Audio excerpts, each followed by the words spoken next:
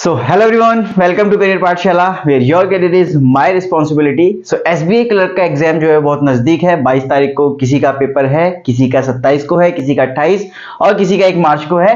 तो उससे पहले हम ये जान लेते हैं कि यार रीजनिंग के अंदर ना सबसे ज्यादा वेटेज किस टॉपिक का है और कितने कितने मार्क्स आज तक ट्रेंड चल रहा है। राइट, सो ट्रेंड क्या चल रहा है? 5 साल का, पिछले 5 साल का हम ट्रेंड यहां पर देखने वाले हैं कि 5 सालों में हमसे कितने क्वेश्चंस किस टॉपिक से पूछे गए।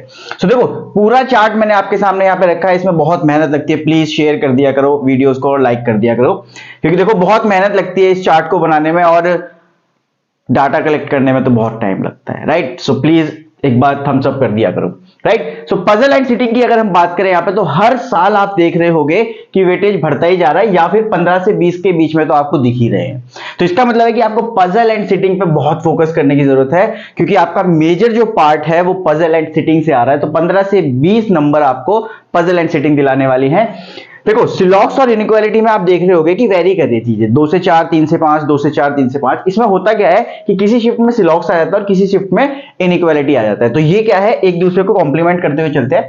कभी कभी ऐसा होता है कि दोनों आ जाए, तो 2-3 नंबर के दोनों भी आ सकते हैं। ठीक है, तो इस तरीके से चलता है। अब आप में से कोई ना कोई ये सोच रहा होगा कि 15 से 23 वाला क्या हिसाब है। तो देखो, जो शिफ्ट्स होती है उनका एवरेज लिया गया है कि कितनी शिफ्ट में, किसी शिफ्ट में ज्यादा आए हैं, किसी शिफ्ट में कम आए हैं, तो वो एवरेज उस तरीके से यहां पर निकाला गया है। ठीक है, कोडिंग डिकोडिंग की बात करें तो देखो, किसी में 3 से 5 है, किसी में 2 से 3, तो ज्यादा क्वेश्चंस कोडिंग डिकोडिंग के नहीं आते हैं। कोडिंग डिकोडिंग का जो क्वेश्चन आता है वो चाइनीज कोडिंग पे बेसिकली ज्यादा आता है।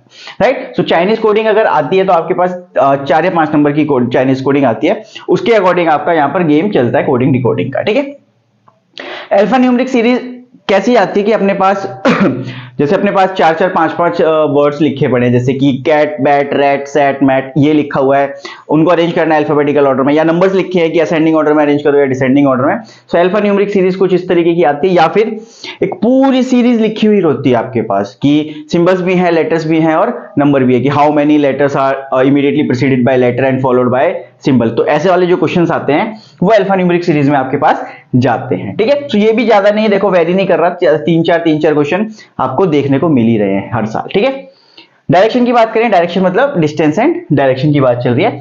सो 2-3 आते रहते हैं। राइट, अगर एक क्वेश्चन आएगा तो उस पर ही 2 या 3 क्वेश्चन पूछ लेते हैं। आएगा तो ठीक है, नहीं आएगा तो ठीक है। तो ब्लड और डायरेक्शन में ऐसा होता है कि या तो ब्लड आ जाता है या फिर डायरेक्शन आ जाता है। अगर दोनों आ रहे हैं तो 2 क्वेश्चन इसके पूछ लिए, 2 क्वेश्चन इसके पूछ लिए, तो उस तरीके से इसको मैनेज कर लेते हैं। ठीक है, रैंकिंग मतलब ऑर्डर एंड रैंकिंग, जिसमें आपको अरेंजमेंट ही करनी होती है कि किसी की एज ज्यादा है या किसी का वेट ज्यादा है।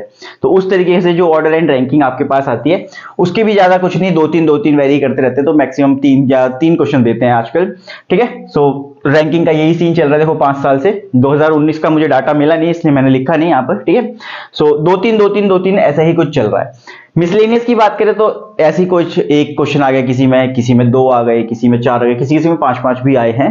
ठीक है, तो मिसलेनियस में हमारे पास क्या रहता है, जैसे आपको एक सीरीज दे देते हैं, नंबर्स लिख देते हैं कि कितने पेयर्स हैं फॉरवर्ड एंड बैकवर्ड।